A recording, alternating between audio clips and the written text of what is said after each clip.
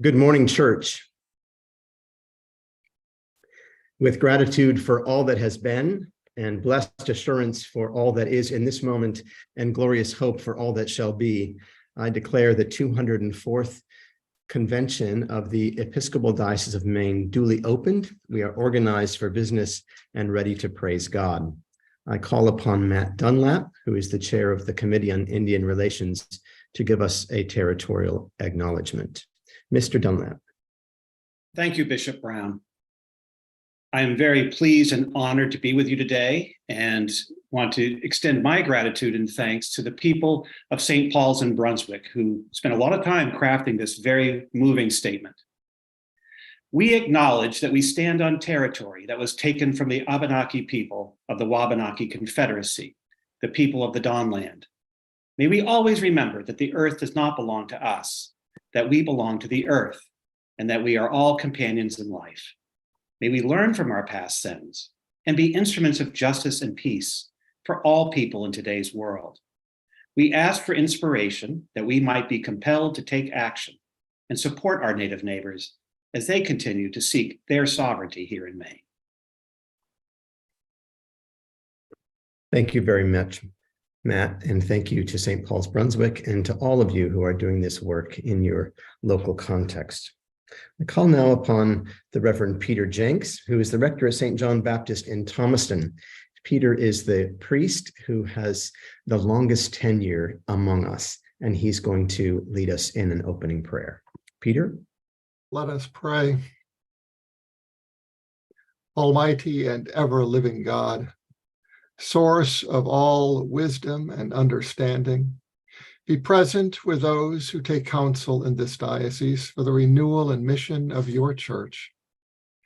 Teach us in all things to seek first your honor and glory. Guide us to perceive what is right, and grant us both the courage to pursue it and the grace to accomplish it. Through Jesus Christ, our Lord. Amen. Amen. Thank you very much. In accordance with Article 2, Section 1 of the Constitution of the Diocese of Maine, and with thanks to God for all that has been, I declare the 204th Annual Convention is called to order. This is the second time I've done that this morning. I call upon Canon Tina Pickering, who's going to introduce herself and make some announcements. Canon Pickering. Good morning, everyone.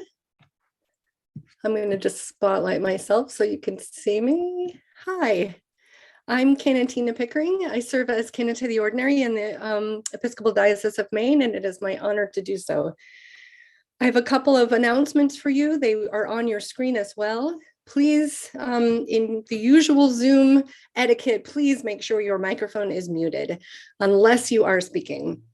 If you are not able to do that, we will do it for you, and you can unmute if you need to speak.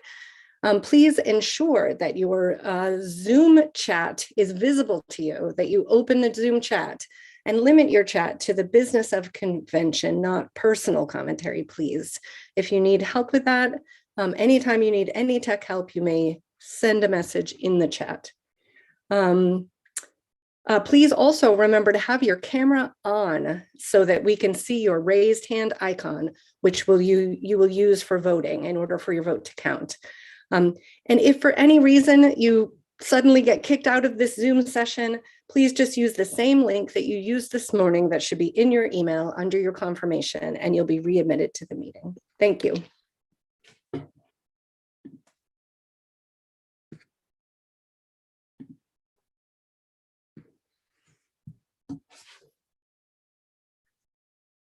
As Tina just said, if you would like to speak to a matter on the floor of the convention, please use the raise hand function in Zoom.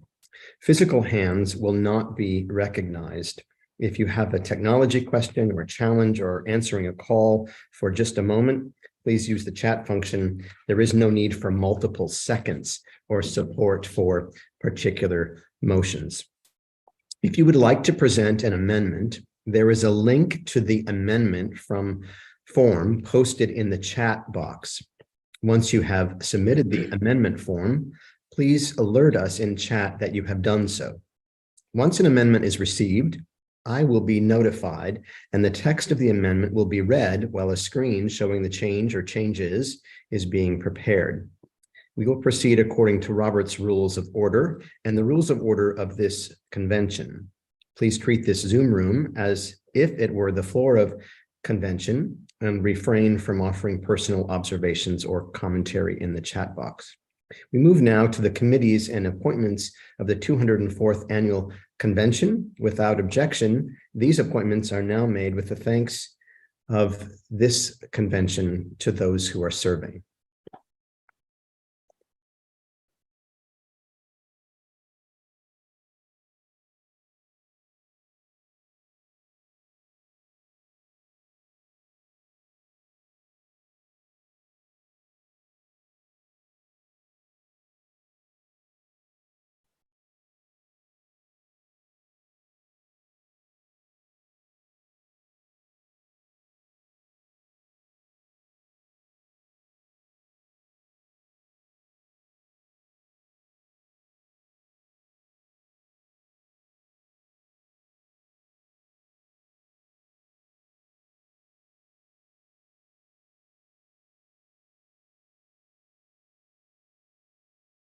Thank you very much.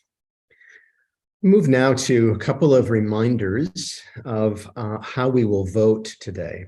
Voting is limited to those in the room who are certified lay delegates, canonically resident clergy, or clergy in charge of the Maine faith community. I will declare when a vote is open and whether the vote will be show of hands or by poll. If voting by hand icons, I will say all in favor. Please display your raised hand icon. We will then wait a moment. I will then ask you to lower your hands.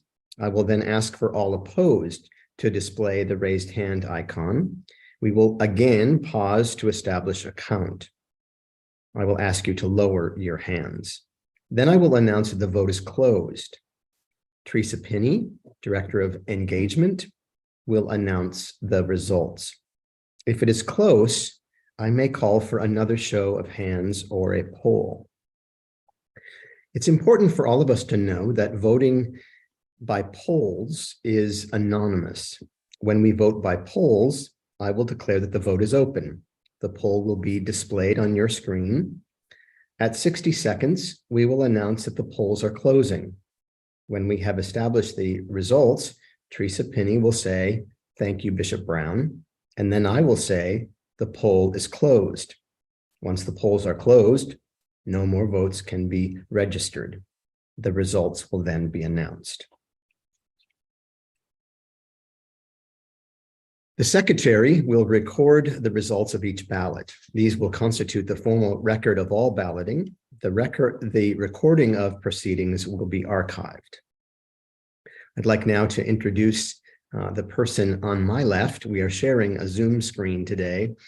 We are sharing a Zoom screen because last year we were just a few feet away, but it was too many feet away. And so we have decided to sit very close to each other. I'm so grateful for Gordon Geyer, and I ask him now to say a few words to us about our life together today. Thank you, Bishop. My task at the moment is very simple. It's just to have this body, this convention, approve the rules of order, which have been on the diocesan website and are before you, to be our guide for the conduct of our business today. So I move that the rules of order for this convention, as posted on the diocesan website, be the rules of order for this convention. Thank you very much. Is there a second?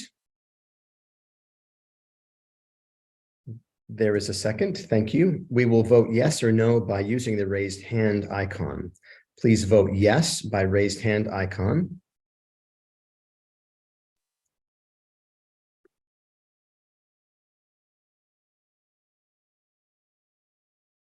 Thank you. Please vote no by raised hand icon.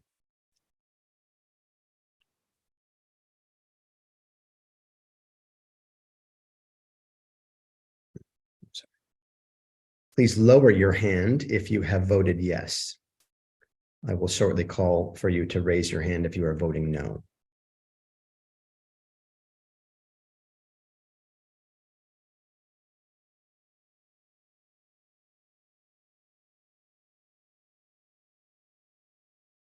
Please lower your hand if you have voted yes.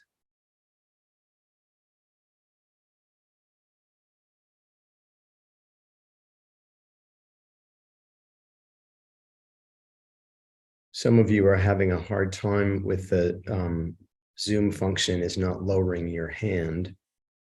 Let me ask us to use our physical hands. If you would like to vote no to this for this motion, please raise your physical hand.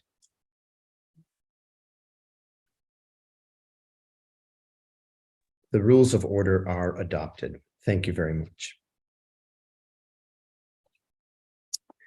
We move now to the consent calendar, and it is I who moves that the consent calendar as posted on the website and distributed via email be adopted, unless somebody requests to remove one of these items and the convention agrees to the amendment to remove it. You will be asked to adopt it as presented. We will leave this slide up for a few moments so that you can take it in. And then the chancellor will say a few words about what a consent calendar is. So we started using a consent calendar for our diocesan conventions once we had to go over into the virtual world for these conventions, and that's really timed with COVID. Purpose of a consent calendar is to frankly save floor time by disposing in a kind of summary fashion of actions which have to be taken, but which have no real controversy associated with them. And in that list of items on the consent calendar, you'll see such things as waiving the reading of the minutes. No one wants to spend time doing that. But also, very importantly, unopposed elections where there's only one person running for the office. It's really no point in taking up floor time for that. So that's the purpose of the consent calendar. And it's worked very well for us for the last 2 or 3 conventions. Thank you so much. This motion is now open for discussion. I'm sorry, I need a second. Is there someone who will second this motion? There is a second. Thank you, Tom Rock. It's now open for us to discuss. Is there anybody who would like to speak to the consent calendar?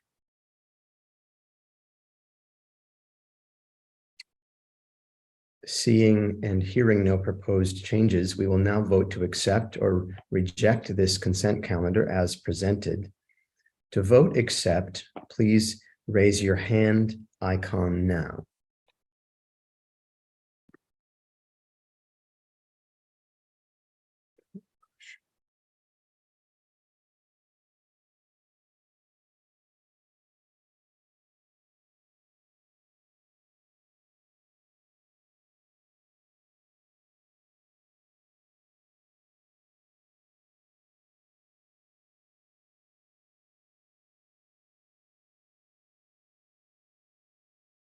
For most of us, we will have to use our device to also lower our hand. So the same button that you clicked to raise your hand, in most cases, you will have to click it again to lower your hand.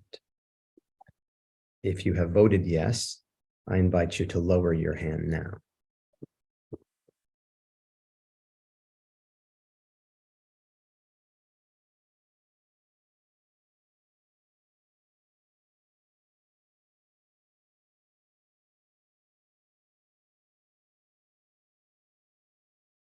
To reject the consent calendar, please raise your hand icon now.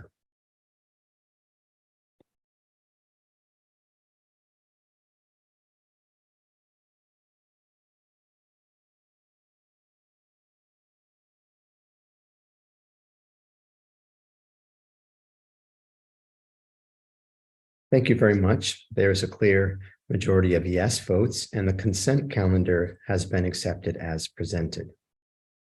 I call upon Pat Ryan of the Committee on Credentials to offer a report. Thank you, Bishop. The Committee on Credentials reports that all certificates of average Sunday attendance and election of lay delegates as submitted to the committee are in proper legal and canonical order. The lay delegates of 57 parishes and missions are entitled to seat, voice, and vote, as each of these congregations has either paid its 2023 assessment in full or is working in good faith with the Finance Committee to do so. I hereby certify that of the 198 canonically resident clergy in good standing and licensed priests in charge entitled to seat, voice, and vote in the diocese, 82 are currently present. I also certify that of the 152 lay delegates entitled to seat, voice, and vote in the diocese, 144 are credentialed and 118 are currently present from 57 parishes and missions.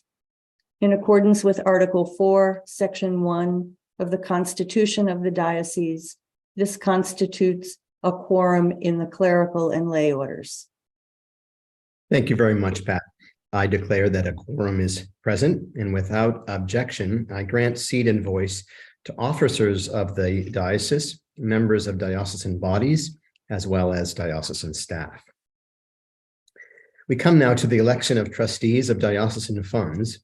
We will vote by two separate polls to elect two members of this body. Each will serve for a 4-year term. I thank all of those who have been nominated to serve in this way, and I want to note that the nominees are listed in the poll and announced here that they appear in computer randomized order. The nominees for trustees of diocesan funds are Elizabeth McMullen, Frank Governelli, Nathan Dane III, and Sandra McPhee. Please prayerfully consider your votes today.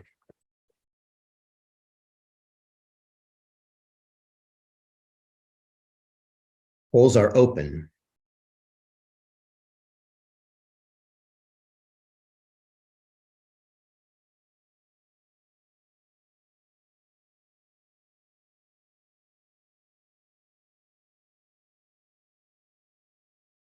Can you tell me where the poll is?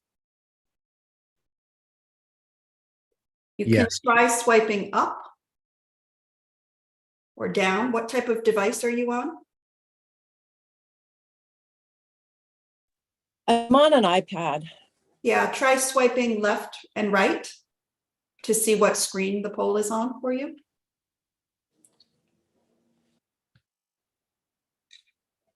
Nothing.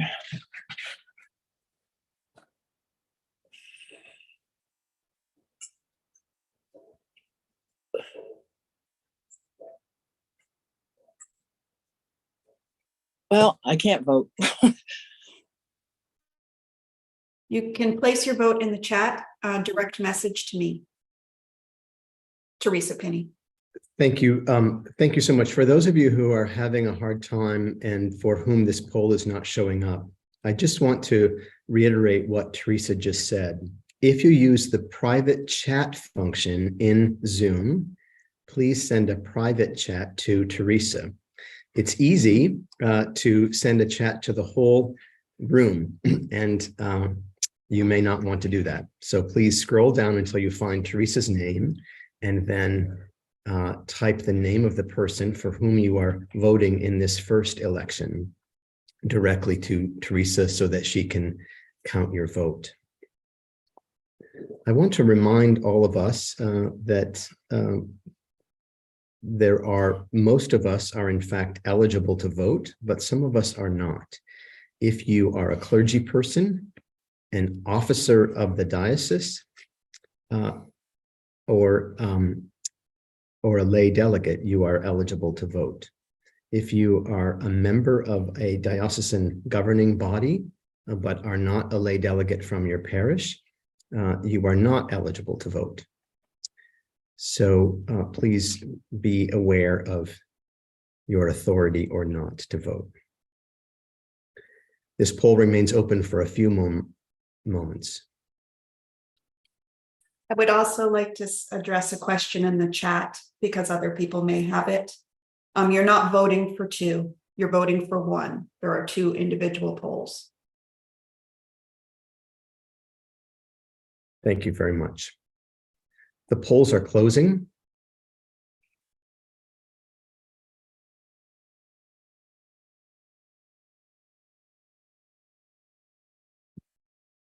Thank you, Bishop.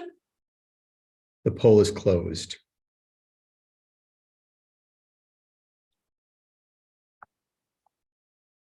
There was not a clear majority on the first vote.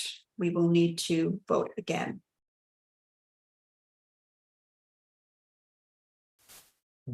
I have a question. Are there going to be two polls so that you can vote for two people?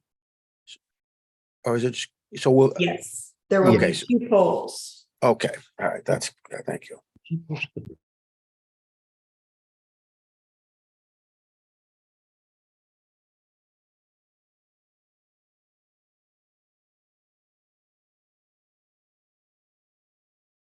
I have opened the second poll, Bishop. Thank you, Teresa. Polls are open.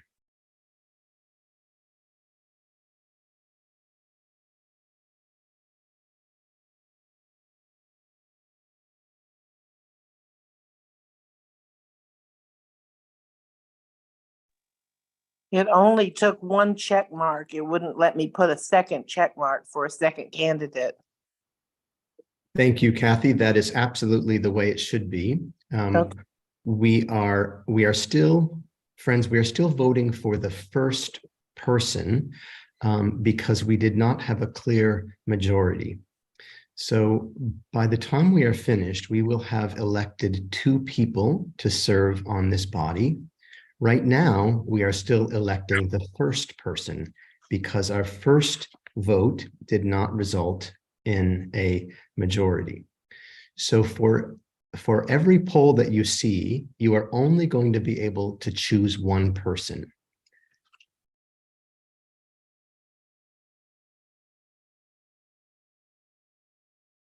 And if the poll did not show up, please use the private chat function to send Teresa the name of the person that you're voting for in this first election. Polls are closing. Bishop, may I ask a Yes, please. question? Would it be possible for us to see the results of the first ballot that might help with a second vote? Thank you very much. We will post those in just a moment. You are reading everybody's mind, as you often do, Kelvin. Thank you, Bishop. The poll is closed.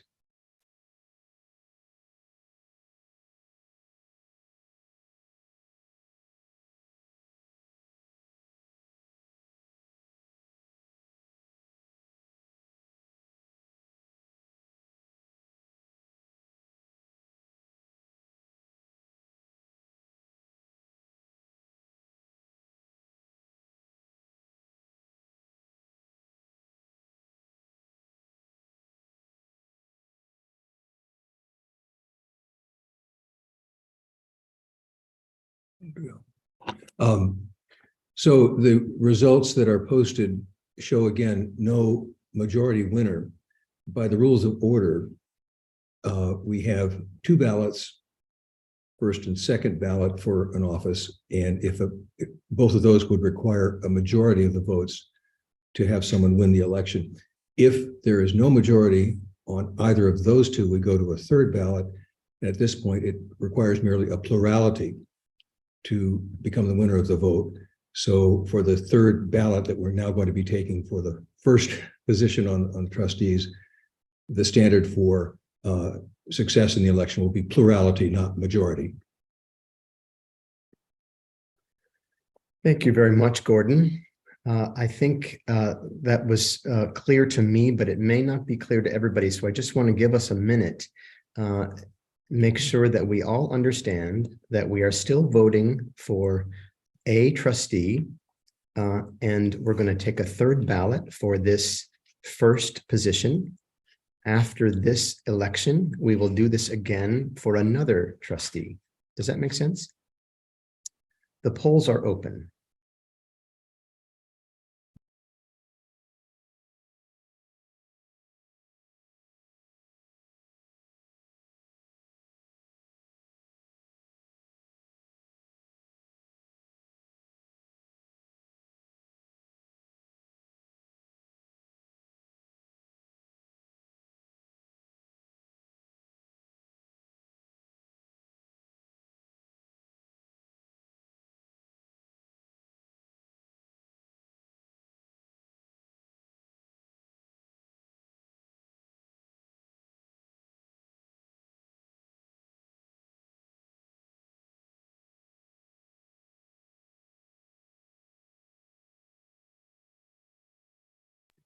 Polls are closing.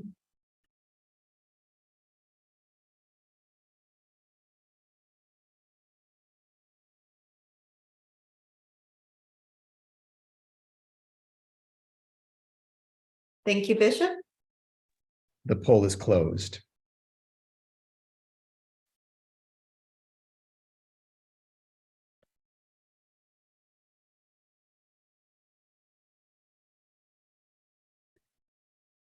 Friends, we have elected Elizabeth McMullen for the first position to serve as a trustee of diocesan funds. We will now proceed to vote again for the second position.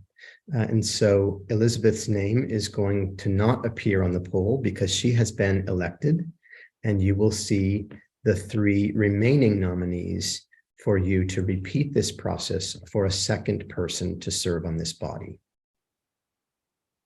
The polls are open. Need a moment to edit the poll. Thank Okay, you. thank you. Sorry about that. I am not rushing you, Teresa. I would not do that.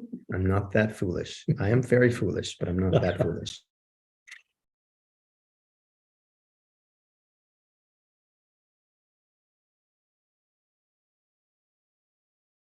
The polls are open. Thank you very much.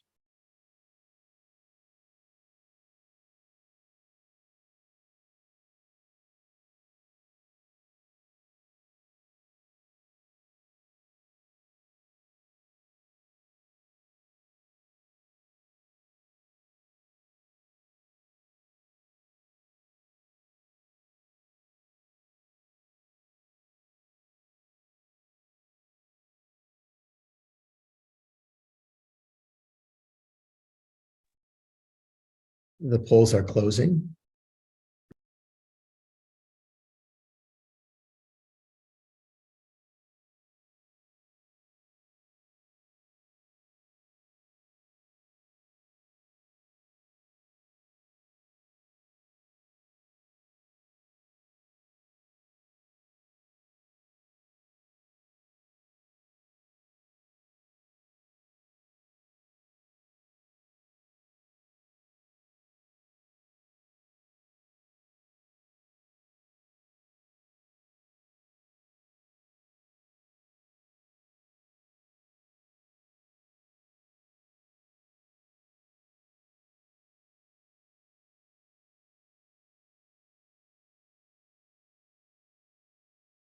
I am adding 1 vote for Frank and 1 vote for Sandra. Thank you very much.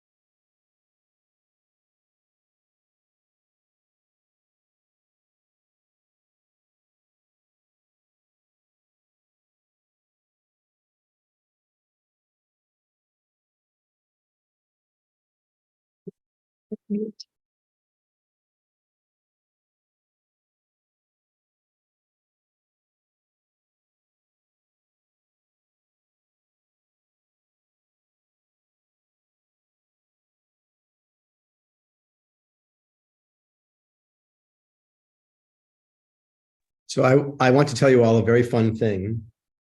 I learned about a month ago that there's this product that one can buy called Bischoff cookie spread. Instead of using peanut butter or Nutella on one's English muffin, you can buy this great cookie spread, which some of you know the cookie if you fly on airplanes. It is my new favorite thing, and it is so much a favorite thing of mine that you can see that my little English muffin has Bischoff cookie spread. If you would like a jar of Bischoff cookie spread, please put your name in the chat.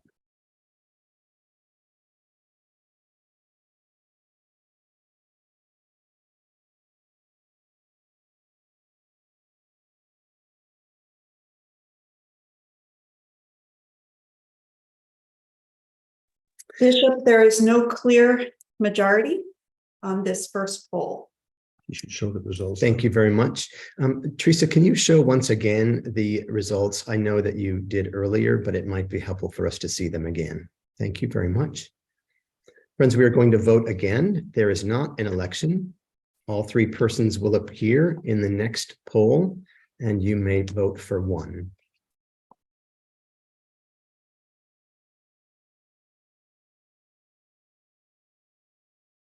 Polls are open.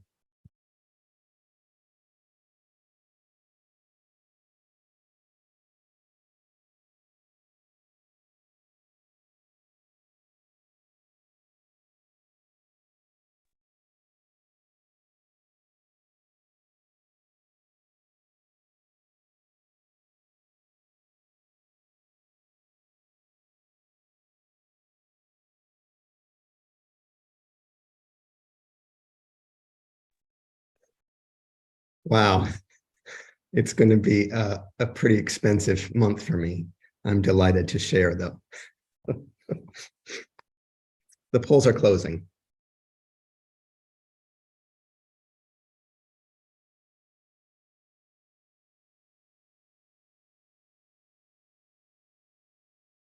Thank you, Bishop Brown.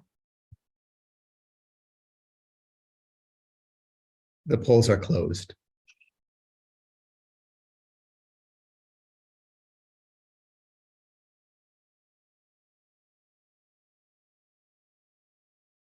Thank you very much. We have an election. Frank Governelli has been elected as a trustee of diocesan funds.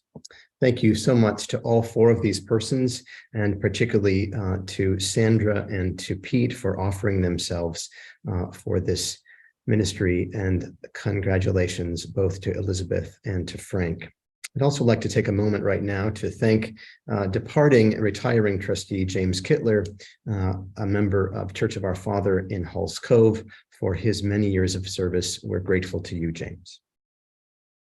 I call now upon the Reverend Suzanne Roberts, Acting Transition and Deployment Officer, to report on those serving in new ministries or who have concluded a ministry since our last convention. Good morning, everyone. I'm going to quickly read the list of folks who have joined us in new ministries since our last diocesan convention, beginning with Reverend Andrea Appel, who was ordained to the diaconate. She serves at St. Paul's in Brunswick. The Reverend Douglas Beck, serving at Trinity, Castine. The Reverend Paul Briggs, serving at St. Thomas in Camden. The Reverend Regina Christensen, who has changed her canonical residence, and we welcome her to Maine. The Reverend George Cooper, working at the Episcopal Diocese of Maine in our financial office. The Reverend Steve Fels, who has been interim at St. George's in Sanford. The Reverend Jane Milliken Haig, who is our new interim at St. Paul's in Brunswick. The Reverend John Lyon, serving at Christ Church, Eastport, and St. Aidan, Machias. Welcome. The Reverend Nancy Ludwig, ordained earlier this year and serving at Good Shepherd in Rangeley. The Reverend James Nutter, serving at St. John's in Bangor. Canon Tina Pickering, new to the Episcopal Diocese of Maine as canon to the ordinary. Myself, serving in a new capacity in the diocese as Minister for Transition and Deployment. The Reverend Paul St. Germain, serving at Trinity in Lewiston. The Reverend Lev Sherman, serving at St. Patrick's in Brewer. The Reverend Vicky Smith, serving at St. Martin's in Palmyra. And the Reverend George Stevens, serving as an interim at the Cathedral Church of St. Luke in Portland. It's delightful to have everyone with us.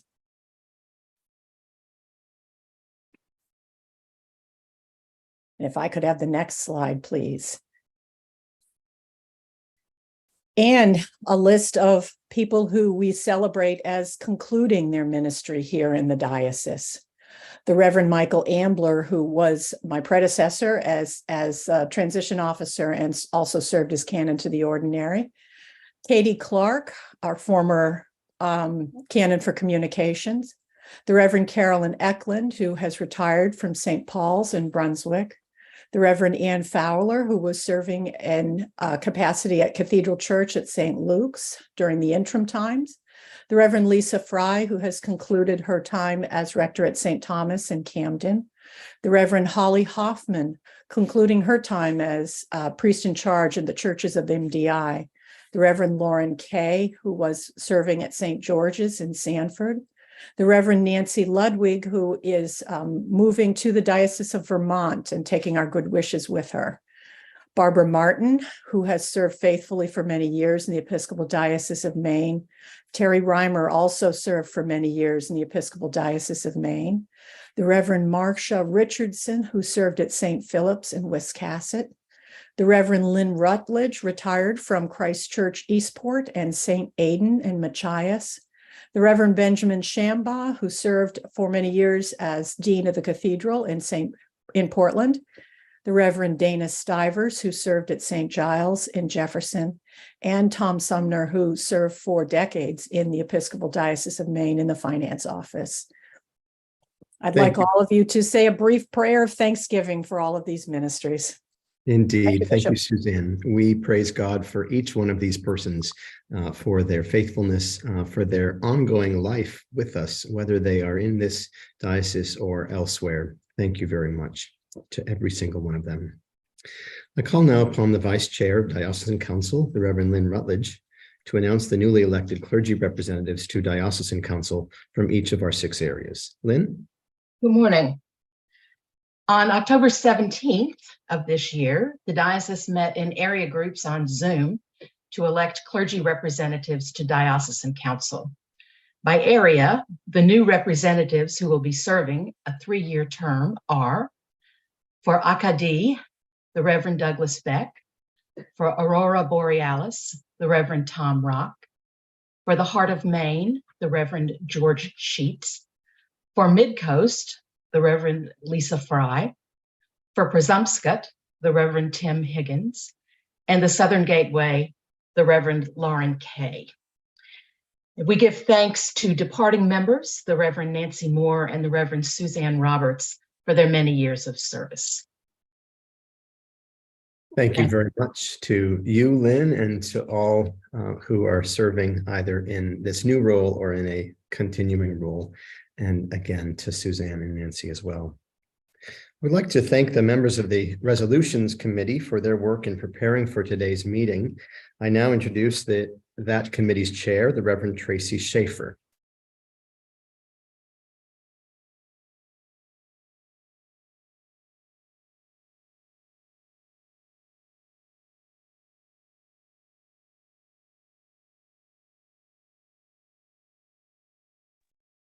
Okay, can you hear me? We can indeed. Thank you. Okay, I apologize. Having a little PC issue this morning. Thank you very much, Bishop. In the packet provided for the convention online, there should be a convention status report for adopted policy resolutions from last year's convention.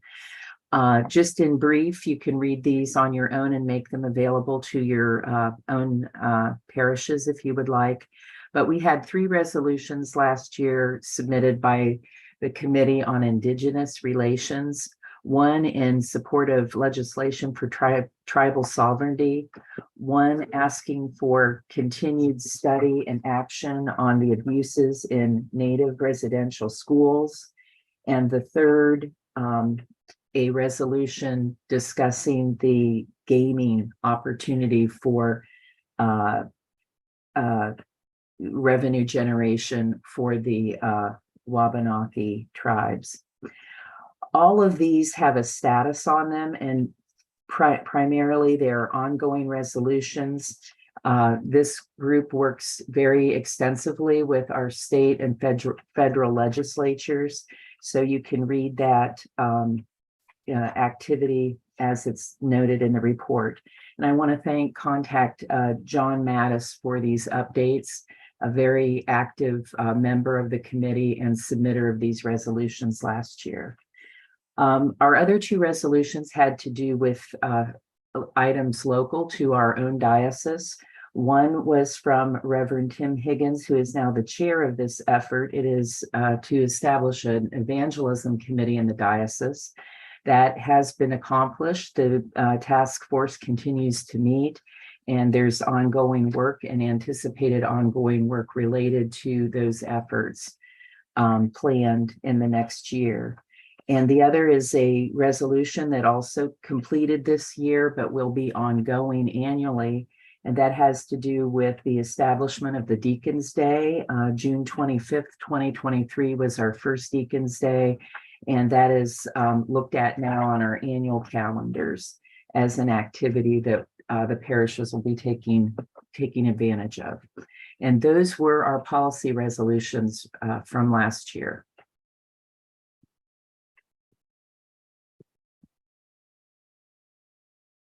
Back to you, Bishop. Thank you very much. I now introduce Tom Van Buren, who will introduce resolution number 1.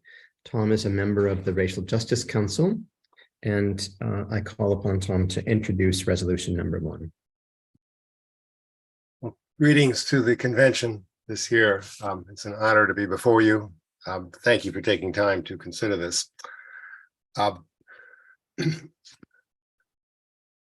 At each of the 2 town hall meetings over the last several weeks, I presented a brief history of the proposed resolution that arose from a series of conversations and inquiries into the brevity of the annual reporting of the trustees of diocesan funds on how the funds are invested. The 4 endorsing justice councils discussed this matter in view of the impact of many industries on matters of social and racial justice, indigenous peoples and their remaining lands, wars and the ensuing mass migration, and of the climate itself. With the unanimous consent of the councils, we advanced a call to action that led, with Bishop Brown's encouragement, to the resolution before you. We limited that resolution to only the formation of a special committee to undertake a review of the investment of diocesan funds, the structure of their management and level of reporting and accountability to the diocese and the parishes whose funds are entrusted.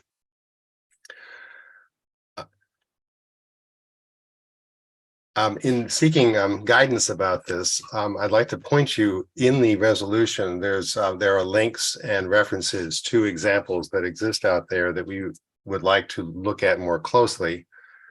And the most prominent is the wider Episcopal Church Finance Office's page on socially responsible investing. I quote from it: "Socially responsible investing dates back thousands of years. In biblical times, Jewish law laid down many directives about how to invest ethically.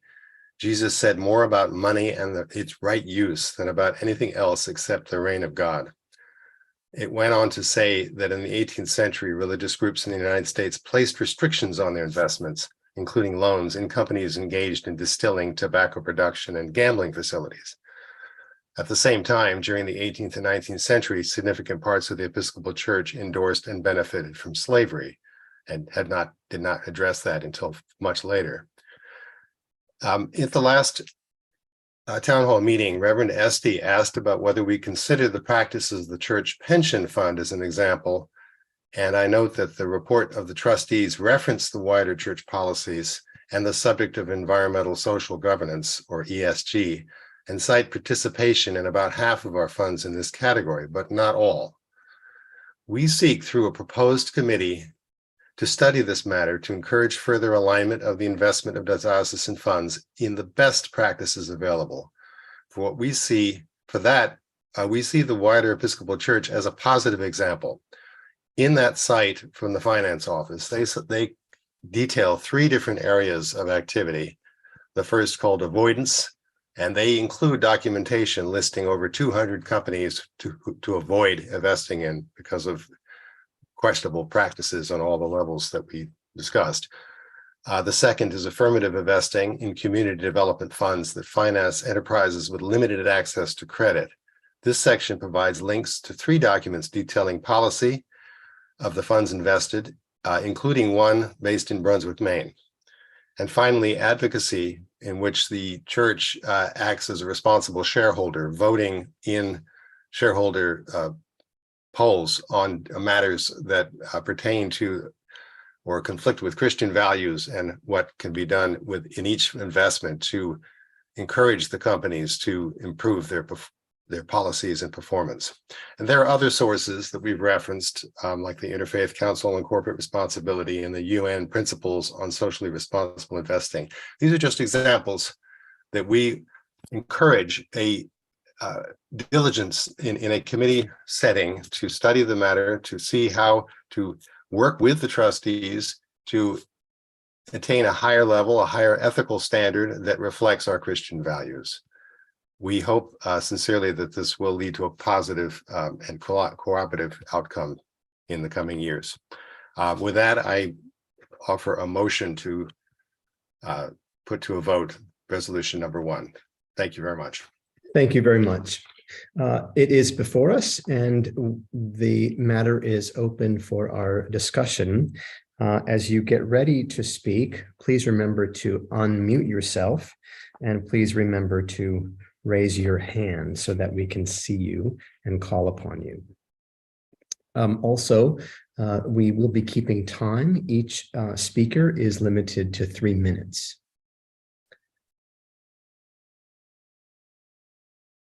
I call upon the Reverend Jennifer Reese.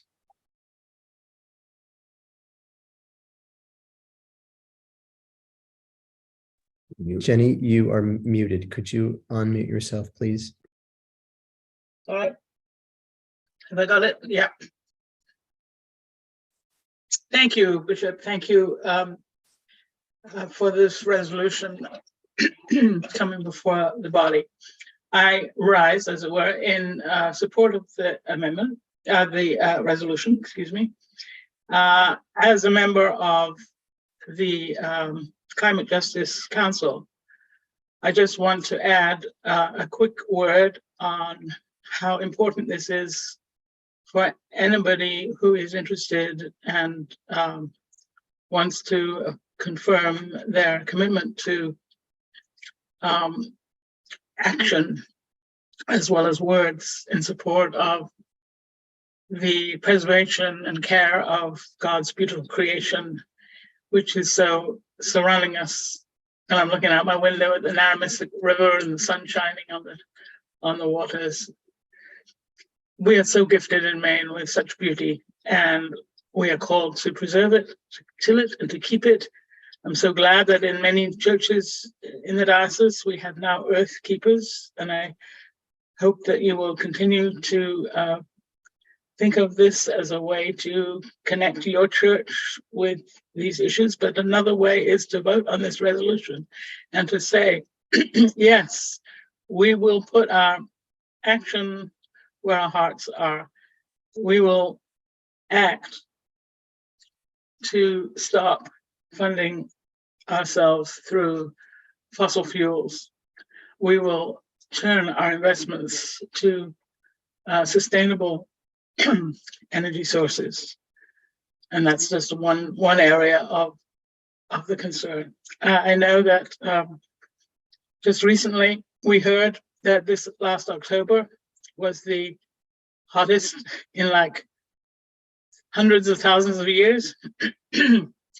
And that we, as I think the science is now indisputable, that we as human beings have caused this, created this imbalance. But it's also true that the imbalance can be, it's not too late. So if we act now, this is one way to work so that we can do God's bidding to till and to keep the earth. Thank you very much.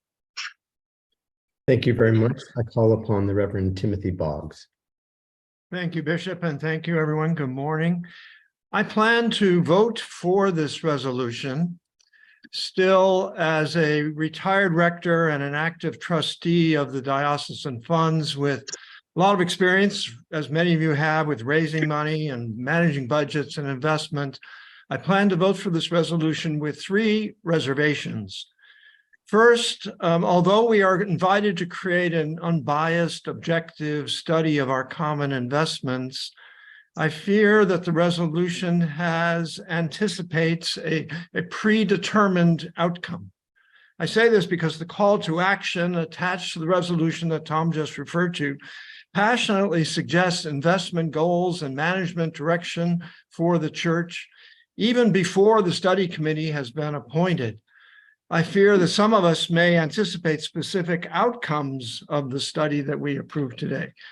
So as we move forward, I pray we can use the discerning spirit of the mutual ministry review process, a process which the church has honed with care and prayer. Rather than having a study pointed toward a specific set of goals, the diocese, I think, would be best served by a fresh, discerning, careful, impartial review without any predetermined aspirations. Second, I fear that the financial situation of the parishes of the diocese, many of which are reliant on the distributions made by the trustees and their parish endowments, have been overlooked in this resolution without great care for the health of all parishes, including many which are frankly struggling. This study so far fails to take into account a key responsibility of our ministries: to build the church, sustain our ministries, pay our clergy and staff, and be faithful steward of the funds we've been given. And finally, I'm concerned that the resolution does not reflect the enduring and conscientious efforts of your trustees who worship in parishes across the diocese to do three key things. First, we embrace investment goals that build stability and liquidity for parishes while avoiding risk. Second, we do so entirely consistent with Maine law and the diocesan canons which govern us. And thirdly, to prudently yet continually act in the consideration of environmental, social, and governance factors alongside financial factors in the management of the funds. In this, your trustees have retained sophisticated world-class advisors and agents in the investment of tens of millions of dollars, not only to avoid undesirable investments, but also to seek those that are great, in part because they embrace ESG practices. Thank you very much. I wonder if there is anybody else who would like to speak to this resolution. If so, please use your raised hand function in Zoom. I call upon Elizabeth. Hello, thank you, Bishop. I read the call to action. I read the resolution. I hope everybody else here has. I really am very grateful that this study committee's hopefully going to be voted for. What I was shocked by was the information that the Episcopal Maine Diocese and many other charitable organizations have used managers, financial managers, that operate under profit-only principle, the POP. If that's so, that is not what I think we should be about. And so I hope that this study will happen, and I hope that the call to action will be heeded very, very carefully. Thank you. Thank you very much. I call on the Reverend Lyle Blind.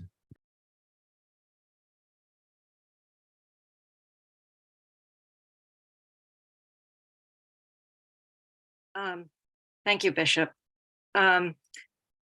With all due respect to Mr. Boggs, I would like to say that I think that our only necessity is to follow Jesus in this, and that in doing so, we need to understand that really and truly Jesus would want us to know that we are following the principles that he put forward towards us in loving our neighbor. And in doing so, when we look at this resolution, I think that this is doing so. We are trying to, I really do believe that this resolution is important. And I think it's a really important resolution because whatever we do, we have to follow what we believe in, and our actions actually speak to that. And when we involve ourselves in things, it says to the world that that's what we are about. And if we are involved in things that are not kind and are not loving and do not appreciate, do not love our neighbor, then people will see that. And I know that there are things that the wider church is involved in that we may or may not want to be involved in as a diocese. And that's important for us to look at as a church and as a diocese. But we need to follow where we believe that Jesus is leading us as a community, and we need to show what people, how people feel. We need to know that Jesus really is, you know, people will see where Jesus is in us. Thank you. Thank you very much. Is there anybody in the convention who would like to speak against this? If so, please raise your hand.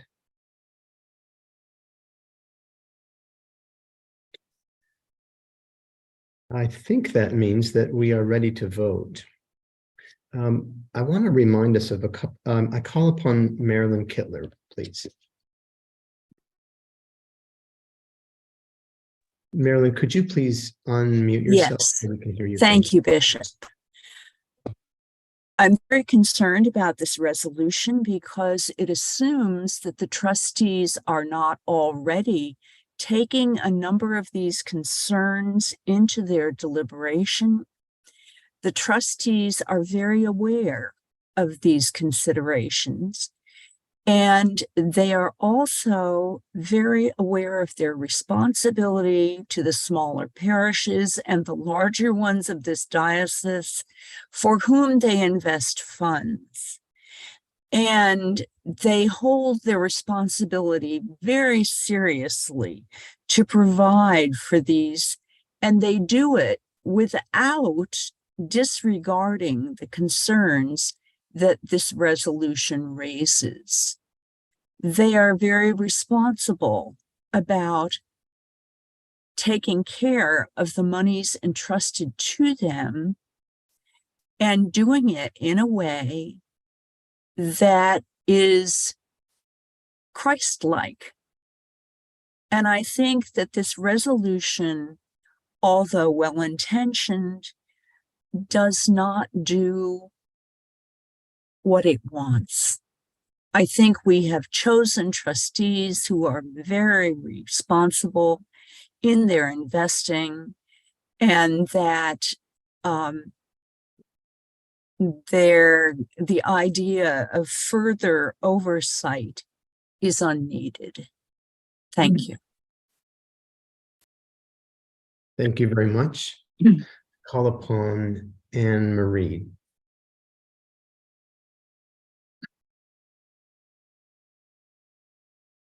Unmute. Yes. There you go. Thank you. I'm not against this resolution. I shouldn't speak to this because I'm not as knowledgeable as I should be. I am in favor of the resolution to have a study. We need to do that. But I have to urge caution about the baby in the bathwater and the wheat in the chaff. Years ago, when I went to a convention in person, this was brought up, and someone said, well, all of these electronic firms that produce weapons of war and warlike things are against our creation and preservation of what we've been given. However, the people that were speaking to that were using cell phones and Zoom developed by these same companies. So I think we have to be really careful. Things that are intended for war, bombs and rifles and so forth, we can sieve them out, but we need to be careful with our investments, that we're not saying this company is no good because its things have been utilized in a way that the company never intended. So I need to say I'm in favor of the resolution. I need to say we certainly need to preserve what our Creator has given us, and stop befouling it. But we need to be really careful of not throwing the baby out with the bathwater. Thank you. Thank you very much. I don't see any other persons wishing to speak to this. I'd like to call on Teresa Penny to remind us of something that she has given us in chat. Hello, everyone. I put the link to the full resolution in the chat. And you may want to look at it because we've referenced a few times the call to action, which you'll read on the next couple of pages after the resolve statements. Thank you so much, Teresa. I'm going to give us a couple of moments just to access that. Yes, You all right? I'm fine. I'm in a big meeting. Okay. I want to give us a couple of moments, especially for those of you who may not have had a chance to see the entire document. If you click on the link in chat, you'll be able to download that and use it for future reference, regardless of the outcome of this vote, which will take in just a few moments.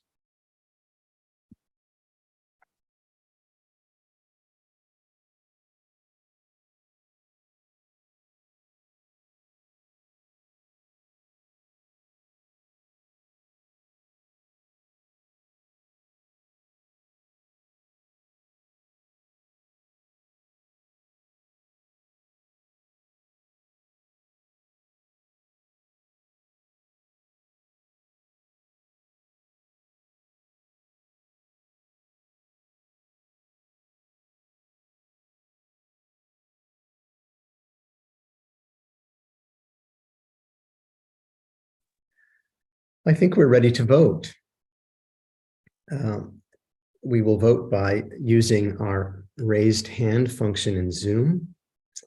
All those in favor of resolution number 1, please raise your hand.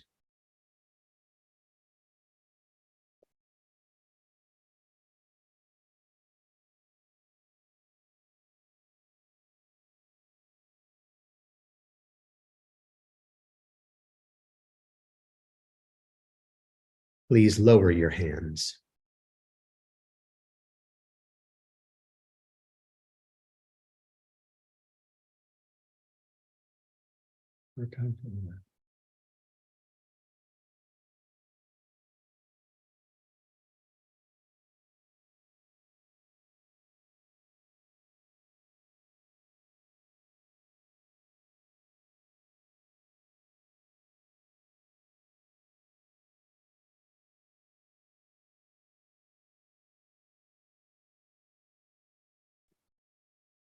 At this point, there should be no hands showing.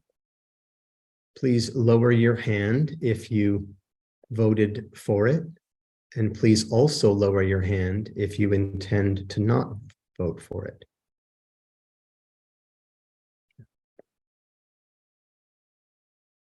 Thank you so much. We don't see any raised hands, which is good. There are 145 people who voted in favor of this resolution. Please use your raised hand function if you would like to vote against this.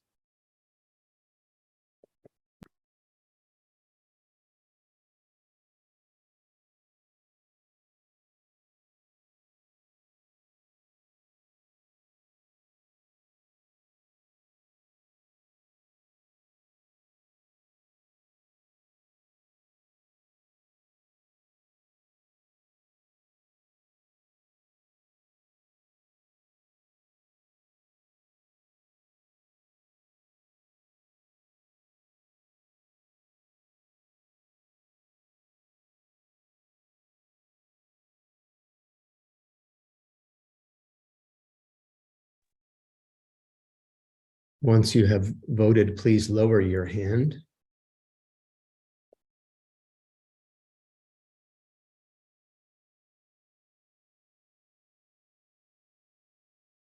The voting is closed. 17 people voted against this, and the resolution is adopted. Thank you very much. I call now on the Clergy Compensation Committee and refer you to resolution number 3. I want to thank so much the members of this Compensation Committee for their work in preparing for this meeting today. I would like to introduce the Reverend Ryan Males, the rector of St. George's in York Harbor and the chair of this committee, to present resolution number 3 to this convention. Thank you, Bishop, and good morning, everyone. As we presented it during the pre-convention meetings, this clergy compensation resolution includes 6 resolve statements. The first sets a minimum compensation standard of $64,000 for newly called full-time priests. That compensation number is a minimum only.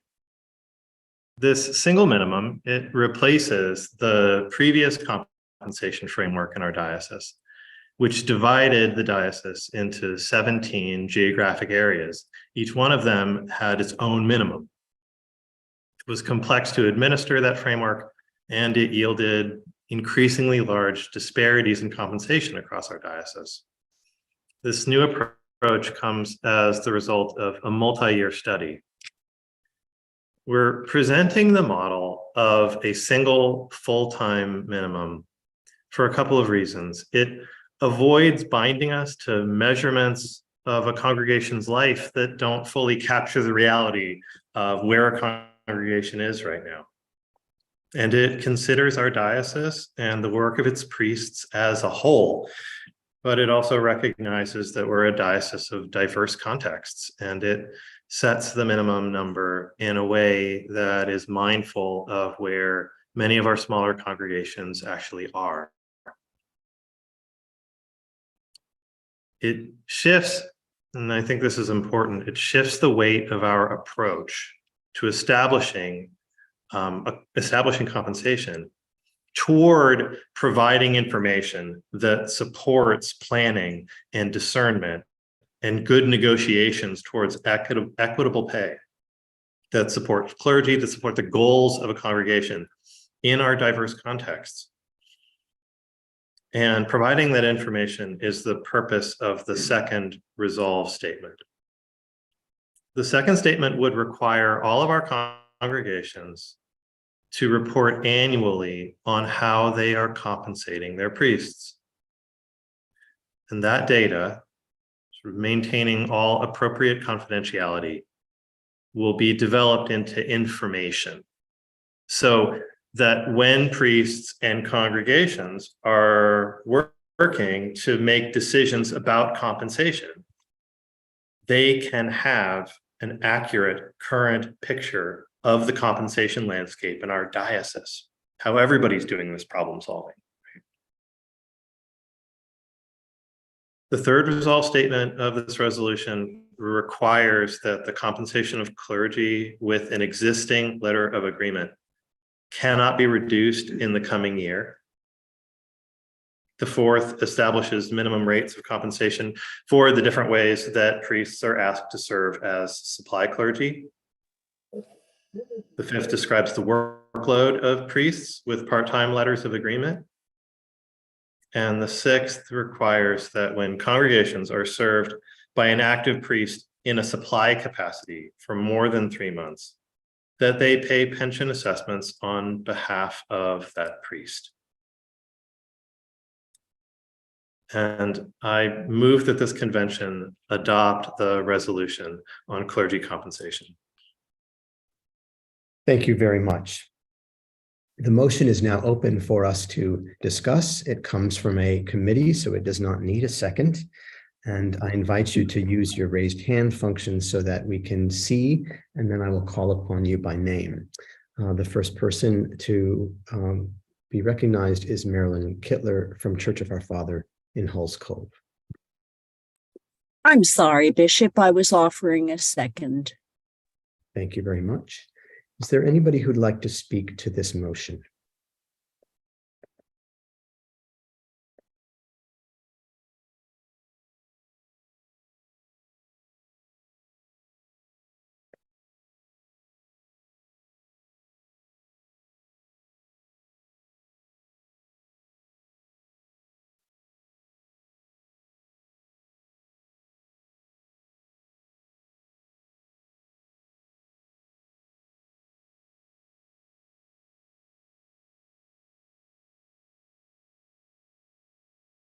Is there anybody who would like to speak in favor or against this resolution?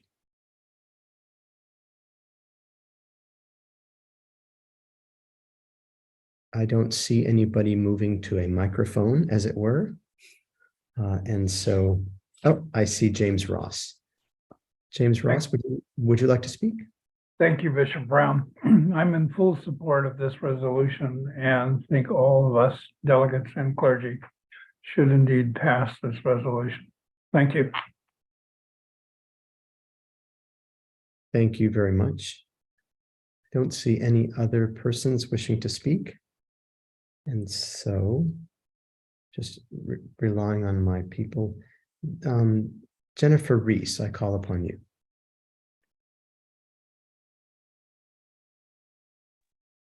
So thank you, Bishop. I just wanted to also add my voice to say that I'm just so grateful to the work of this this clergy compensation committee. I think it solved a problem that we've had for years and that I've always been disturbed about, and I think they've done it elegantly and beautifully, and I thank you so much, and I hope we all will vote yes on this resolution. Thank you. Thank you very much. I call upon Jack Fless. Jack, you put something in the chat, but it would be better for you to speak to it, please. Okay, thank you, Bishop. I was just wondering if one is retired and then serving as supply for more than 3 months, does the church then put money into that clergy person's pension fund? Ryan, can you answer that, please?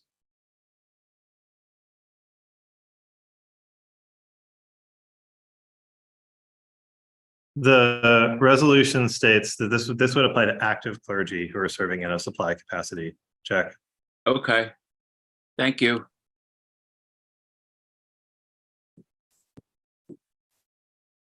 Thank you very much. I think that you are ready to vote. And we are going to vote as we did earlier by using our raised hand functions. Just to remind us, if you want to vote for this resolution, raise your hand. In a few moments, I'm going to ask you to lower your hands. And then there'll be time for those of you who do not want to adopt this to also vote. So right now, please use your raised hand function if you want to adopt the resolution proposed by the Clergy Compensation Committee.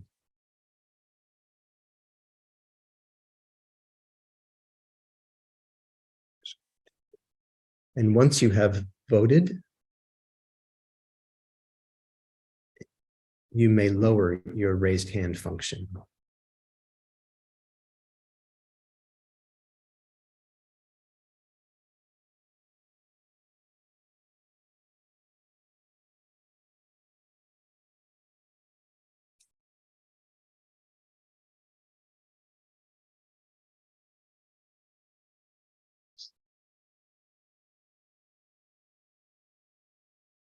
If you voted for the resolution, I invite you to lower your raised hand function.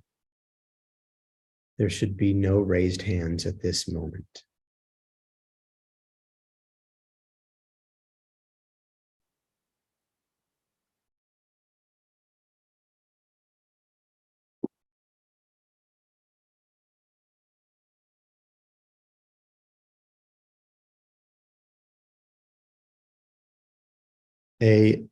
Now I would like to invite those of us who would vote against this to vote now by using your raised hand function.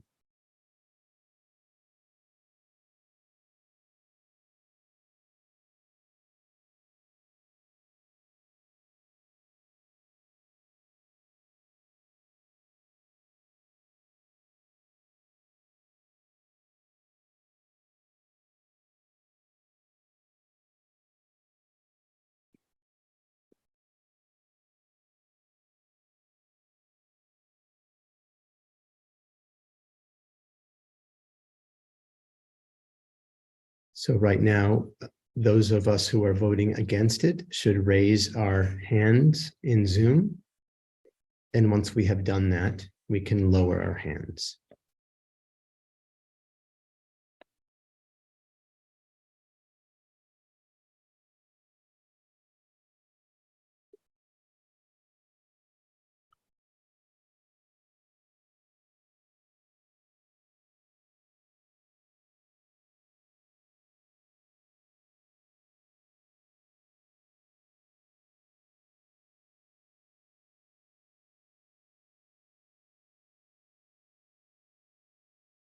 According to those taking the count, 177 of us voted for this, and 5 people voted against it.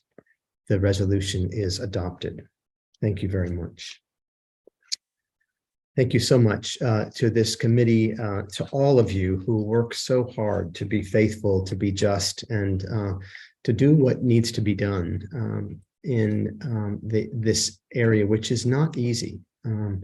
We did this work. I want to just say how grateful I am once again that we're doing this not by ourselves, but with Ryan's leadership. We are also in conversation with our neighbors to the west, and that will keep up. We will keep being responsive and faithful to this important work. I think it's time for us to take a break. It's 10:20. I invite you to stay logged in, to keep yourself muted, and to come back exactly at 10:30. So we have a 10-minute recess. Enjoy your time. Set a timer for 10 minutes.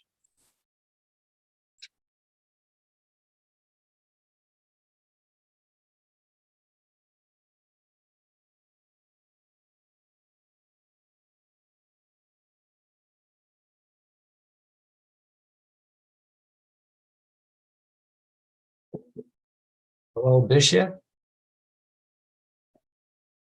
My name is Ted Potter, and when the screen shows you and the Chancellor together, there is no raised hand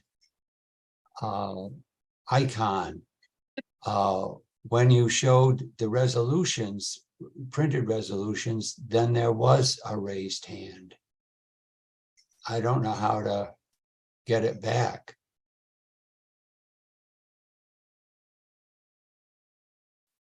Thank you, Ted. Are you saying that you were not able to vote? Not when you ask for the raised hand, I cannot vote as long as you and the Chancellor are shown together. Okay. What I would ask you to do if you were not able to vote is to use the chat function and to send a private message to Teresa Pinney. You'll need to scroll down and find Teresa's name, and then you can send her a private message with your vote, whether it is a yes or a no for a resolution, or whether it is a name for the elections that we've had. Thank you. You're very welcome. Thank you. And Ted, you can do that now because I would like to record it, even for votes passed. Can somebody help me? This is Ann Dilley. Yeah. I spoke and everything was fine. I had the screen. I can go back and forth. After I spoke, everything disappeared except to the right of my screen, the little small pictures of the delegates. I have no way to vote. And I have no. What type of device are you on? I beg your pardon? What type of device are you on? I have a laptop. It's a MacBook Air laptop, and everything was perfect until Gotcha. Yeah. Are you able to see the little view button in the upper? Nope. Yeah. I have all I can see is my picture and then the small pictures of the other delegates, and I can click on that and I can mute my audio. I can blur my background. That's it. Can you see in the upper right-hand corner a little thing that says sign in and view? It's little white letters. Nope. All I can see in the upper right-hand corner is a blue sign that says mute. Can you hit the escape button? On my computer? On your computer? Well, let's see. Yeah, I can. I'm afraid to, but I'll do it. Okay. 1, 2, 3, here goes. Oh my goodness. Did it work? I'm always surprised when it works, but it did. Me too, because you can't see what other people are seeing. But thank you so much. Does everyone love my dramatic lighting? I feel like I'm on stage or something. Very nice.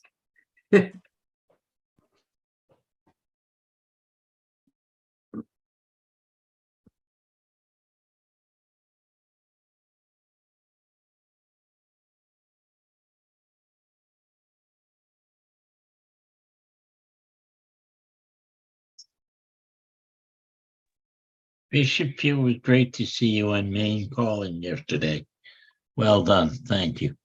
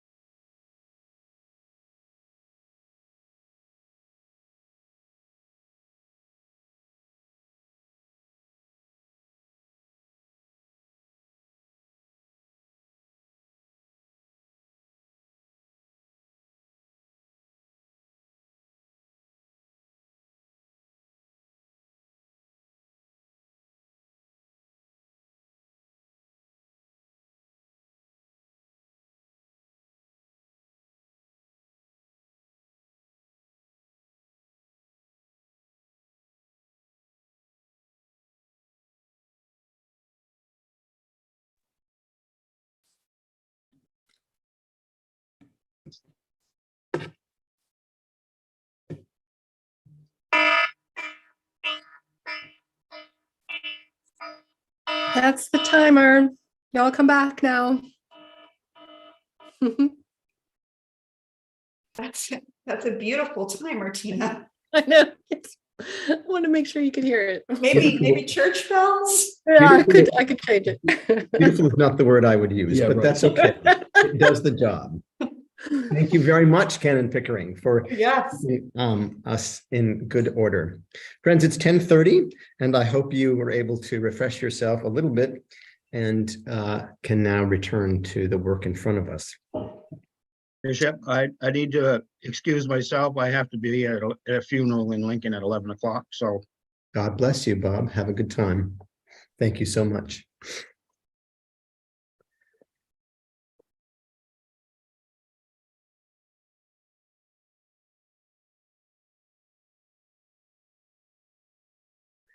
Friends, last year I called for a task force to study Loring House, the building at 143 State Street in Portland, which are the diocesan offices and the former Episcopal residence of 5 of our bishops. The group formed included members of the Standing Committee, Diocesan Council, trustees of diocesan funds, and the vestry of the Cathedral Church of St. Luke. The task force has concluded its study, and the chair, Lisa Layton, who is a member of St. Albans in Cape Elizabeth, will now present a report based on their findings. Let me remind everybody that this is a report. The future of Loring House is not being determined by this report, nor is this matter being discussed, debated, or voted upon today. So please give Lisa your full attention, but keep in mind that there will not be a question and answer portion during today's meeting. And I now thank very much Lisa Layton and ask her to give us a word. Thank you, Bishop. Good morning. Like you said, I'm Lisa Layton from St. Albans and Cape Elizabeth, and our task force also consisted of Jamie Koff from St. Luke's Cathedral in Portland, Lisa Lindsay from St. Luke's and Wilton, who's part of the Standing Committee, Julie Littlefield, St. George's, York Harbor, part of the Diocesan Council, Jeff Manser from Christ Church in Gardner, and Carlos Mello from St. Thomas in Camden, also a trustee. On behalf of the task force, thank you to Bishop Brown and the diocesan staff for your prayers and support, as well as your time. Thank you for being resources and for speaking to our committee and pointing us in the direction of whenever we needed something. Thank you to the Episcopal Maine community too for reaching out to us, and also to the 134 respondents to our online survey. So this is Loring House. It's a 7,300 square foot 3-story building at 143 State Street. It was built in 1868 as a single family Gothic revival style home with a full basement. Bishop Codman purchased the building in 1900 and then in 1904 conveyed it to the trustees of diocesan funds, and title remains with the trustees. It's been diocesan space, office space since 1970, and is the current location of Bishop Brown's office, diocesan staff offices, storage and conference space. There's a small 3rd floor apartment that has been largely vacant, but is currently used once or twice a week by the interim dean of St. Luke's Cathedral. A large portion of the basement is home to the diocesan archives. There is an 800 square foot archive capsule within the basement, and that was constructed in the mid-1990s. So if we go to the next slide, this is just an aerial photograph from the St. Luke's 2014 campus master plan. And I just wanted to show where Loring House is, the brick building sort of, and its place within the neighborhood. Loring House has been a contributing property on the Spring Street Historic District since August 1990, and it's been on the National Historic Register since April 1970. And in 2016, exterior renovation of a new slate roof, repointing of existing brick, window improvements, paint refresh was completed. The building is not ADA accessible and not up to current building or fire codes. And the next slide this is an aerial photograph that was taken from a recent Portland zoning map, and I added some labels just to show mostly the borders to Loring House. Loring is in a mixed use zone in Portland, B3, which is to encourage increased housing opportunity downtown for a diverse residential population, end quote. As you can see, the building is connected by a cloister to the cathedral's Emmanuel Chapel. The Bishop's Memorial Garden forms part of the eastern border of Loring House. In front of Emmanuel Chapel, the northern border is an access easement that is owned by the 2016 purchaser of 153 State Street, which is the former Cathedral Deanery. The west boundary is State Street, and the south border is the Cathedral Circular Driveway. Currently, the Diocese of Maine has fewer than 10 employees, and the staff live in the greater Portland area and drive or walk to work. Full diocesan staff currently gathers at Loring House in person on Thursdays only. There is a staff member who works more consistently in the building 3 to 4 days a week, and others come in sporadically as needed. The diocese also leases 5 parking spaces from the cathedral on Park Street. So our recommendations. So after conducting interviews with current and former staff and cathedral leadership, and after surveying diocesan community on a number of topics related to Loring House, and after obtaining reports from real estate professionals, including architects and developers, commercial and residential realtors, and some lawyers, and after additional research regarding diocesan sales throughout the United States and the Portland, Maine rental markets and trends, we made the following recommendations to Bishop Brown. First, it's to retain title to Loring House. We have found that the financial benefit of a current sale of this property, which is, and based on a broker's opinion of value, the net would be less than $1 million. The current financial benefit of being located in Portland's very highly desirable West End is outweighed by its deep historical significance to Episcopal Maine, and also its connection to the cathedral and the potential for increasing its value with major interior renovations. We've also recommended that that you relocate the diocesan staff and the archives. At 7,300 square feet, Loring House provides square footage per employee well above the current recommendation of roughly 200 square feet per employee. And also to renovate the entire property for future residential use. Developers and real estate professionals we spoke to all agree that the highest and best use of Loring House is residential. So we have recommended to Bishop Brown formation of a committee of diocesan leaders to create a vision for a residential space and establish a plan to partner with a developer who will invest in and help carry out that vision.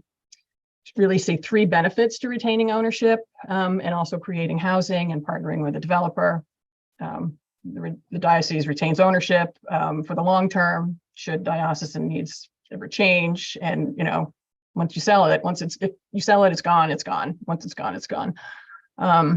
It addresses a critical housing issue facing the Portland community. And it shifts some risk of operation and development of the property to third-party experts. And a partnership with the developer could also reduce overall redevelopment costs because of the opportunity to use federal and state historic tax credits. Such a partnership with a developer, and it would have to be a special developer who, you know, everybody's very comfortable with, it would likely result in the diocese entering into a long-term lease of the space to a developer, so the developer can obtain a return on its investment after renovating the property, and at the end of which the term, the diocese will have a higher value asset. We determined that also that the highest and best use is to convert the space to market rate apartments. We have made a few contacts with developers and architects. We estimate that Loring House could be converted to 6 to 8 units. So we do know, just anecdotally, we know that when 148 State Street, which is across the street, same age as Loring House, roughly, when it sold a couple of years ago, right around 6,000 square feet, it came with some architectural drawings for 8 apartments. And we also know, like across the street with the renovated, repurposed Mercy Hospital has many apartment units, and those right now, 400 square foot studio apartments across the street are going for $1,750 a month. just go up from there. So I guess in a conservative hypothetical, if a developer were to lease Loring House from the diocese, we're told investing probably 300 per square feet due to the code and ADA and other interior renovations. So that would be over $2 million to create at least 6 units, and then we could lease them to tenants for $2,000 a month or $144,000 a year. So it would probably require a long-term lease of 20, 30 years. Perhaps the diocese or the church could lease back a unit or more for its own need. And when we spoke to developers for their opinion on Loring House, we heard that below market rate housing might not be economically feasible due to the size of the building. This could also, relocating the diocesan offices could reduce operating costs for the diocese, which are currently in the $55,000 range. The diocese would incur costs associated with moving the archives to a facility in similar climate-controlled conditions. And there appear to be a number of options for in-person office space for the diocese, either in churches or other local modern office workspaces. And further, the diocese has had a membership to the Cumberland Club in Portland since the 1950s, paid for entirely through a bequest of an endowed fund, and that serves as a location for the bishop to receive guests. So in summary, the future of Loring House is residential, and recommend converting it to housing to help address the housing shortage in Portland, and also to work with a developer to achieve the objective. Thank you. Thank you very much, Lisa, and members of this task force for incredible work. I'm happy to receive this report on behalf of the entire church. The next steps will be to forward all that we have heard today and these recommendations to some interim bodies, including the Standing Committee, Diocesan Council, and also the trustees of diocesan funds, so that they can review this more thoroughly and provide a response. And at the same time, I will ask appropriate members of the diocesan staff to study this report and give me their advice. Again, thank you so much, Lisa. All of you on this task force have put in hours and hours of time. And I want to say a word of thanks to all of you. Nearly 150 of us responded to a survey, responding to questions about what you think should be done. And the task force has taken your voice very seriously as well. Thank you very much. We move now to consider the 2024 budget, and I invite the Reverend Lael Sorensen, who is the chair of the Finance Committee, to give an executive summary. Thank you very much, Bishop Brown.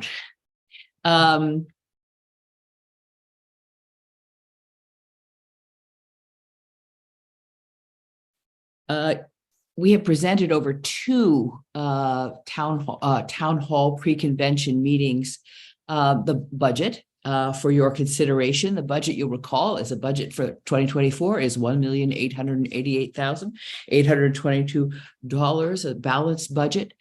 It maintains the familiar assessment rate and the familiar episcopate rate. And before I turn things over to Treasurer Julian Sheffield, who will present the motion, I just want to remind you that the budget itself comes in 3 parts: the budget, the episcopate rate, and the assessment rates, all as one. It will be voted on as one package. And before I do that, I want to know if there are any lingering questions among you.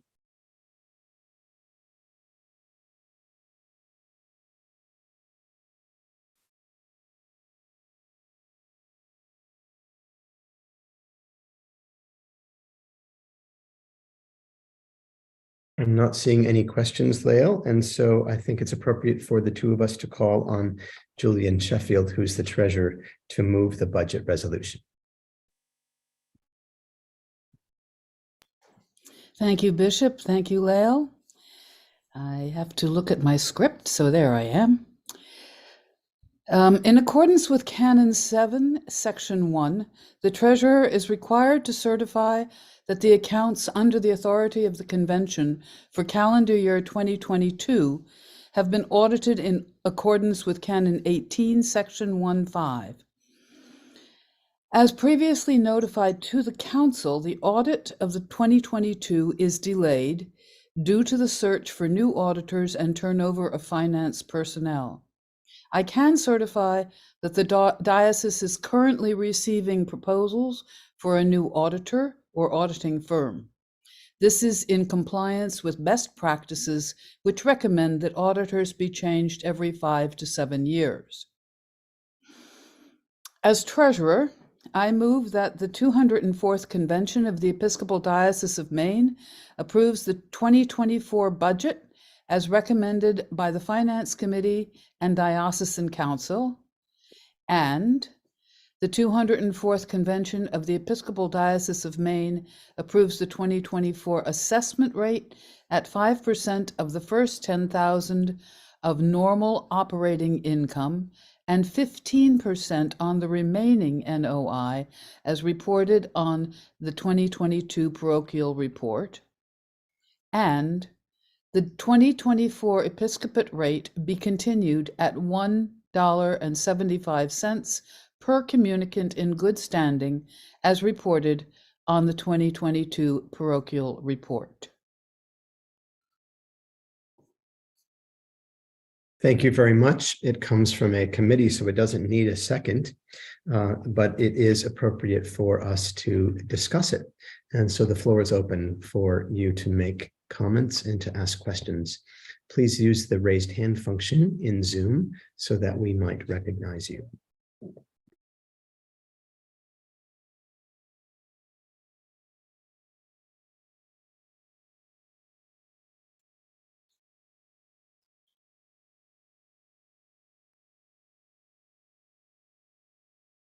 There are a number of people helping me see raised hands. Jeffrey Schuler, I recognize you. Please tell us what you're thinking. Thank you very much, Bishop. And thank you for your work, everyone. Question I have is in terms of the budget, how is it rated? Is it rated on a percentage or cost of living and whatever it is? Or do you have a certain standard of how you can come up with the budget every year? I can answer that question if you'd like. We begin with what we have. We have assessments and we have investments. The bulk of our income is from assessments that was reviewed for you, and so there are documents that you can check that, but we begin with what we have. And then based on that, we then find out what we can afford. And there are certain priorities about support of mission and ministry on the ground, as well as staff to help facilitate that. And the goal is to come out zero so that our expenses equal our income. That is our process. I wonder if that is enough to help explain that to you. Jeffrey, does that help you? Yes, it helps me very much. Thank you. Thank you very much. I see two people who are prepared to speak. The first is Lev Sherman and the second is Jack Fless. Lev?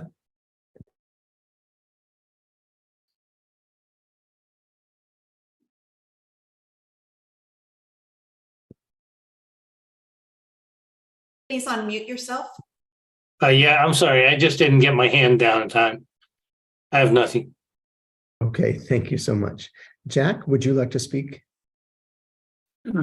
Thank you. Thank you to Lael and everybody on the budget committee. I like the budget and I appreciate all the effort that goes into and money spent for supporting clergy and our team of colleagues. I was it's just saddened when I looked over the actual dollars spent, like on very actual ministry, hands-on what we're doing with people in the pews. And I'm hoping that as we unite and grow, we'll see more dollars directed as they become available to actual, like work with youth or whatever it might be. So thank you for your good work. And I think it represents where we are. And I'm looking forward to the church growing together and increasing those ministry numbers. Thank you. Thank you very much, Jack. Is there anybody else who'd like to speak to the 2024 budget? I call upon Ben Barr. It's not really a question for the 2024 budget, although it's sort of a consideration and maybe going forward.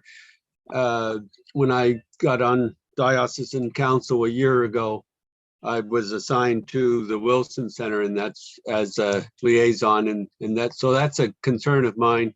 I believe that we've been funding or contributing to that at a rate of $500 a year, and my concern is maybe to not this year because the budget is all assigned and whatnot, depending on the final vote, but a concern to perhaps raise our contribution to that ministry. They do a tremendous amount of work and outreach to the campus and the community there, and that's just my concern question. How do I go about, I guess, in the future, seeing about raising that? Thank you. I can address that too, Bishop, if you'll let me. So Ben, I'm delighted for your comment and for your being a liaison to the Wilson Center. I'll tell you, at the next Diocesan Council meeting, come and let me know. And we will talk about it, because finance will be very interested in anything that you have, anything details that show how our monies are really being used and what we need to do to increase them if we need to increase them. So I know you're on council, so next time we have a council meeting, let's chat. Thank you so much, Ben. Thank you so much, Leo. I don't see anybody else moving to a microphone. And so I think we are ready to vote. We will vote the way that we have been this morning, which is that we will use the raised hand function. And I will ask those of you voting for the budget to vote first, and then I'll ask you to lower your hands, and then I'll make room for those of you who are voting against the budget. So all those in favor of adopting the 2024 budget, please use the raised hand function in Zoom and raise your hand.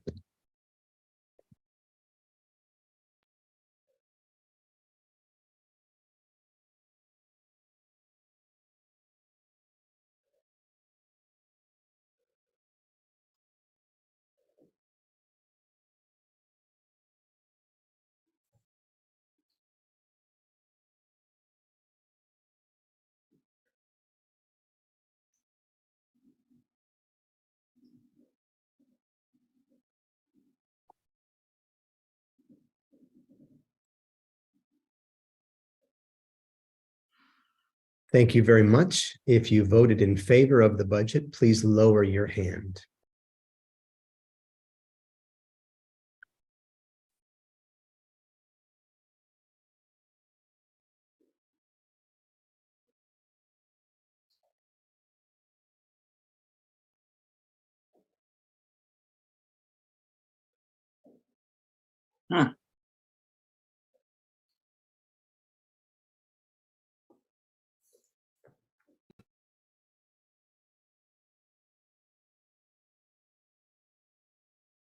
Thank you very much. For those opposed to adopting the 2024 budget, please raise your hand in Zoom.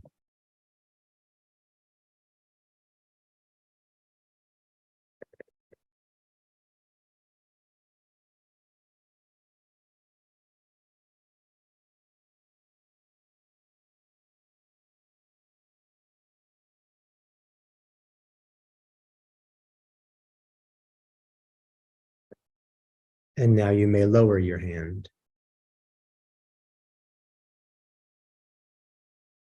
Bishop, may I have a moment to tally the count? Yes, thank you so much, Teresa.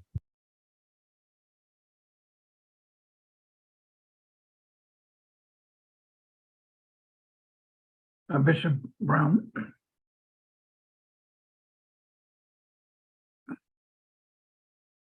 Bishop Brown, Yes. my computer went down and I didn't get to vote. I would like to vote if I may. Thank you so much.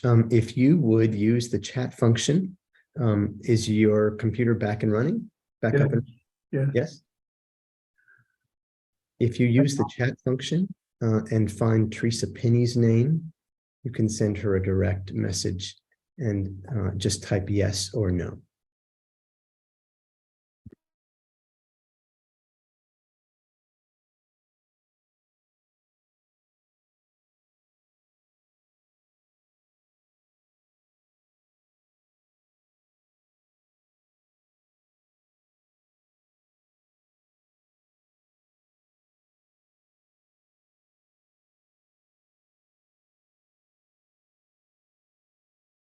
I'm just waiting for that vote. Okay, I have it. It's 187 for and 0 opposed. Thank you very much. Leo and the Finance Committee, Julian, all of you who are faithfully supporting the church in Maine, thank you very much for beautiful work and very important leadership this morning. The budget is adopted. I call now upon Teresa Pinney to make an announcement.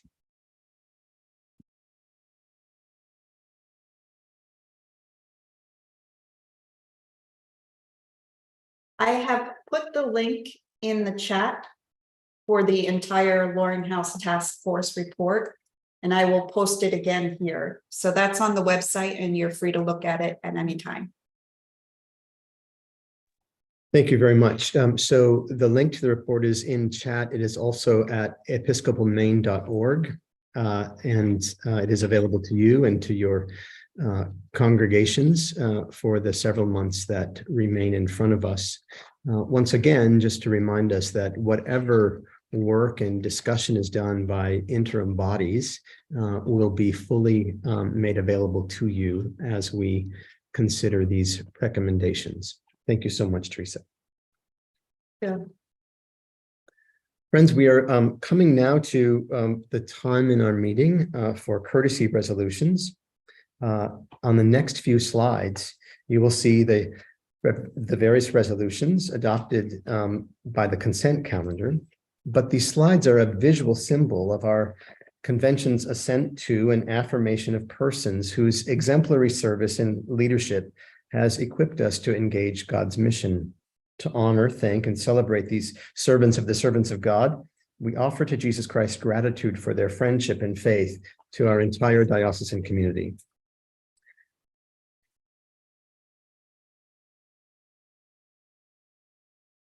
We're going to leave this slide up so that you have time to read it.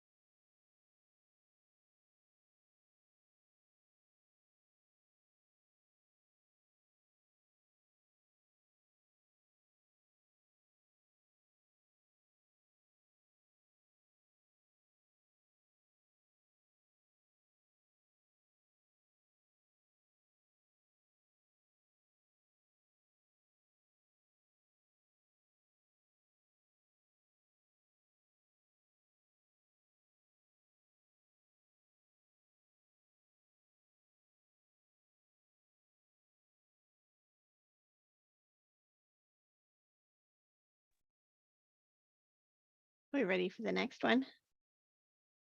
Yes, please.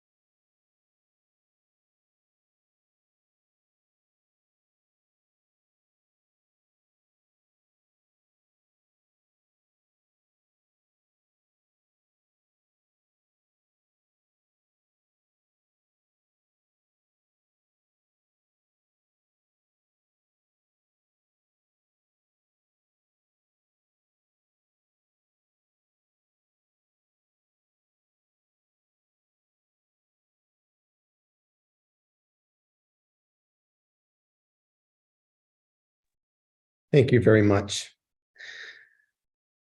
Friends, today is Veterans Day, and all of us are aware that in planning this convention, at least in many parts of our state, we were in touch with local municipalities, many of which were moving their observances either to yesterday or to Monday, and some were happening this afternoon.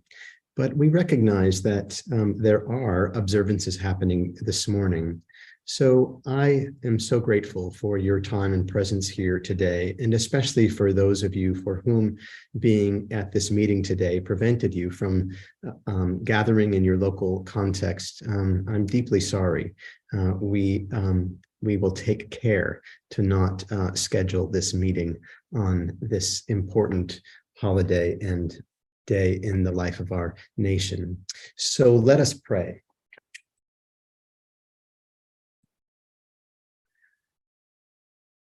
Almighty God, giver of all good things, we thank you for the natural majesty and beauty of this land. They restore us, though we often destroy them.